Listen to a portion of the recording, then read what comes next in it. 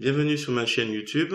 L'objectif aujourd'hui sera de passer de cette photo à cette image. Donc l'idée c'est de l'utiliser après dans un masque de calque pour ceux qui ont l'habitude. Alors, on ne va pas utiliser comme l'autre fois le canot ou désaturé normal. On va utiliser un autre principe. Donc déjà si vous pensez que ça peut être utile, à la fin de la vidéo, je vous remercie de me mettre un pouce vers le haut et de me laisser un commentaire. Et n'hésitez pas également à vous abonner à ma chaîne pour voir d'autres contenus de ce genre. Et aussi la suite de cette compo. Et sur ce, je vous souhaite un bon visionnage. Alors c'est parti, nous sommes donc dans l'éditeur d'images GIMP. On va aller tout de suite sur pixabay.com. Je vous mets le lien dans la description. Ne pas oublier de cliquer sur j'aime et télécharger gratuitement. On va prendre la plus grande dimension d'image, donc 4272 par 2848. On clique sur ouvrir, un nouvel onglet va apparaître. On va faire un clic droit de la souris, on va copier l'image. Ensuite, on revient dans l'éditeur d'images GIMP pour aller dans le menu édition, coller comme, nouvelle image.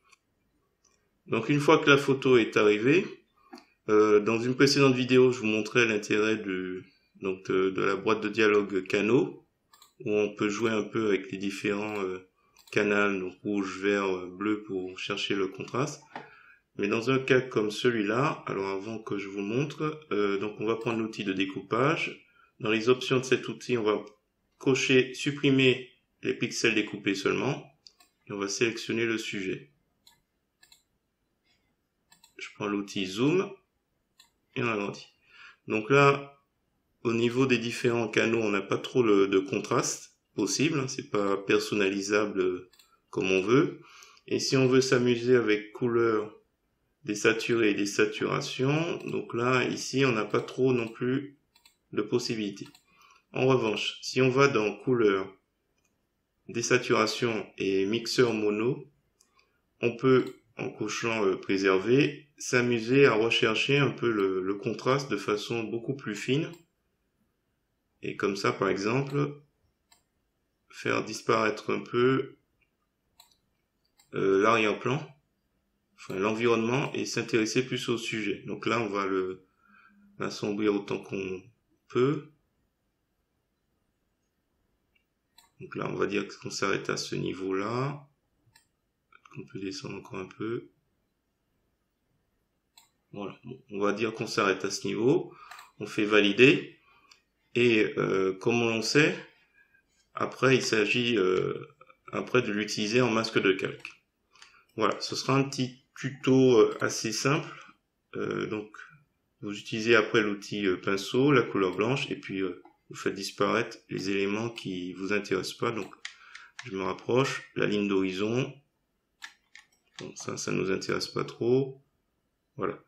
Et pour ceux qui ont l'habitude d'utiliser le masque de calque, ici on va supprimer un peu, vous voyez très bien l'utilisation qui peut être faite.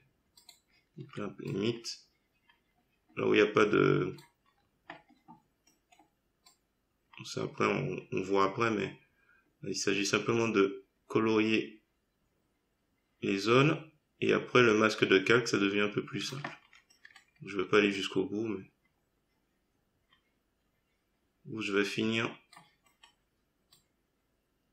Oups, j'ai débordé. Voilà, je ne vais pas aller jusqu'au bout. Après, ici, on peut le faire plus facilement dans le masque de calque, pour voir si on garde ou pas les zones. Voilà, ce sera un petit tuto tout simple, en attendant le développement sur une autre composition. Donc l'idée après, c'est vraiment d'assombrir le sujet et de faire un meilleur contraste possible.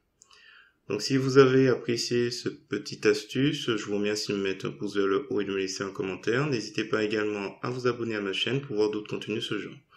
Et sur ce, je vous dis à bientôt pour la suite de cette composition.